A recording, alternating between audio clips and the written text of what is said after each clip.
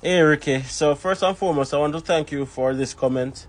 Um, Thanks for the update, bro, and congratulations to your family. But I don't think Canada is the best country to leave Jamaica and go. Because of my observations, Canada is just as hard as Jamaica. Now, this is a very respectful comment, and thank you for the congratulatory message. Big up yourself, appreciate that. Now, I can only speak from my perspective, and I think it's really important for me to give a video response to this comment so that persons can have different perspectives. That's the first things that I wanted to say. Now, I am a born Jamaican, right? Last month I celebrated my 35th birthday, and I've been in Canada now for 5 years. So it means that I've been in Jamaica for the better part of 30 years before migrating to Canada. Now, what was my life like in Jamaica, you might have asked? Now, I went through the regular school system like many persons watching this video right now would have been through. Started college, didn't finish, but have some level of tertiary education. Have a decent middle class job. Worked as a finance, not a finance. What am I talking about? Worked as a loan officer at a loan company, right? Have a car and loan, paying rent, middle class life, right? But one of the biggest things that I found about Jamaica is that there's not enough opportunities for everybody. And while I love my country deeply, very patriotic, the truth of the matter is a lot of persons have to migrate from Jamaica to get opportunities that, quite frankly, they would have not had gotten in Jamaica. Using myself as example. Now, 5 years being in Canada, and the reason why I advocate for Canada is because that's where I'm living, that's where I've migrated to, and that's where my blessings have came from. And I want to share my journey so that persons have perspective, as I mentioned before. Now, 5 years in Canada, my first job here in Canada was working as a pizza delivery guy, right? While I was an international student, I did that for a little while. And then I ended up working as a part-time teller in a bank. Bearing in mind, that I do not have a university degree because, as I mentioned, I started school but never finished in Jamaica. I wanted so bad to work in a bank in Jamaica. I've sent out countless amount of applications to the different respective banks, not even so much as a callback. Now, come to Canada, started working as a part-time teller.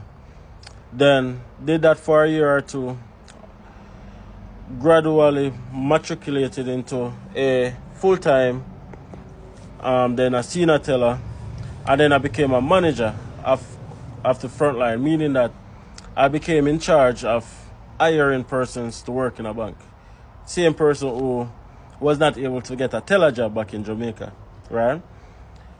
Did different roles, financial advisor, senior financial advisor, mortgage, different roles in different banks, right? Point I'm trying to make is this. Those are opportunities that I would not have gotten if I was still in Jamaica. Like, for example, here in Canada right now where I'm at, I'm in Alberta in case you're wondering. I know persons, more than one persons, who are branch managers and they just have high school diplomas. Is that something that's possible in Jamaica? Probably not. Because you might have your bachelor's degree and can't get a telework in Jamaica. That's just the truth of the matter. And this is not a bash down Jamaica video because, as I mentioned before, I love my country. But you might not be able to get a teller job with a bachelor's. Or you have a master's and you have to settle for a teller job. That's just the truth of the matter. Now, 30 years in Jamaica. Of course, home ownership is something that is big on not just my list, but on everyone's list. Now, my wife and I, we looked into the possibility of buying a house in Jamaica before leaving, but the truth of the matter is we were not able to come up with a down payment, and the amount of funds that NHT was going to give us was not going to be enough to get us a house that we really want, right? So in other words, we would have to settle, which a lot of persons in Jamaica have to do. They have to settle for what NHT or for what they can afford, right? Now, being here in Canada now, this year is my 5th year in Canada, and my wife and I was able to purchase our house here in Canada. in less than 4 years. Or a little over 4 years, yeah. Because we got it the latter part of last year.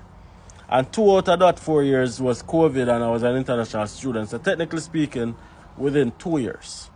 After being in Jamaica for 30 years, right? Put that into perspective. Now, we are now homeowners. Now, the other thing I'd like to point out is, back in Jamaica, I was driving a Tida, a Nissan Tida, because that was what I could afford to pay for a car payment, right? It was a 2012 Tida at the time. It was like 2016, 2017. That was the year 2018. So 2012 Tida was a decent car at the time, right? Then I moved to Canada. Within the first month after being in Canada, I was able to get a 2016 car. I moved to Canada in 2019, by the way, and whilst it was a 2016 buggy, it was a 2016 car, very nice. Then I upgraded, or probably not say upgraded, but changed to a 2016 Dodge Journey, right? And then earlier this year, we were able to change to a 2024 Volkswagen T1. Right? Nice car. 2024 car. Bossy. Very, very bossy. Point I'm trying to make is this. Those thoughts wouldn't even be in our minds if we're still in Jamaica. Now, let's talk about my daughter. I have a daughter who, since being here in Canada, has been diagnosed with autism, non-verbal. Now, let me tell you this, Ricky. I cannot imagine raising an autistic kid in Jamaica right now. Because from lack of resources to the ignorance of the society, to so many different factors, she would not be able to integrate into the regular school system, for one. But here in Canada, my daughter goes to the regular school system. She has an educational assistant assigned just to her to make sure that she's reaching her full potential and her full goals and stuff like that, that I would not have been able to afford in Jamaica, or even provide her back in Jamaica. Now, I say that to say this. Anywhere in the world you go, there are going to be opportunities and there are going to be challenges. The truth of the matter is, Canada has a lot more opportunities than what Jamaica has for the majority of people.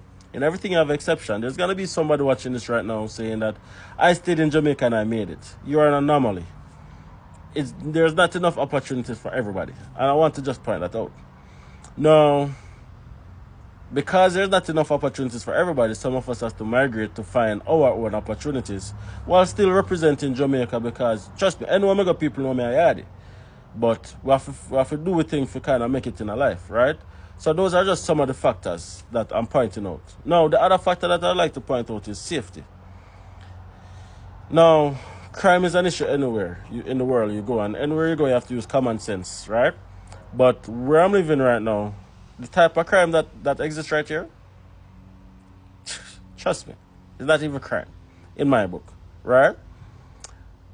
I don't have to go to my bed at night wondering if my house is going to be shut up, or if somebody's going to burn down my house or kick in my door, and gruesome murders and horrific crimes that happen in Jamaica. Whilst it happened here in Canada as well in some parts, it's very few and far in between. And depending on where you live, it might be even fewer and far in between. Now, what I will say is that it depends on where in Canada you live. The opportunities varies based on where you choose to live. So choose wisely. There are some places that has more opportunities than others, right? Don't let anybody discourage you from moving to Canada. I would never discourage anybody from moving to Canada. Keep the right mindset, because it's all about the right mindset. There's enough opportunities here for you to make it. All you need to do is to take one of those opportunities.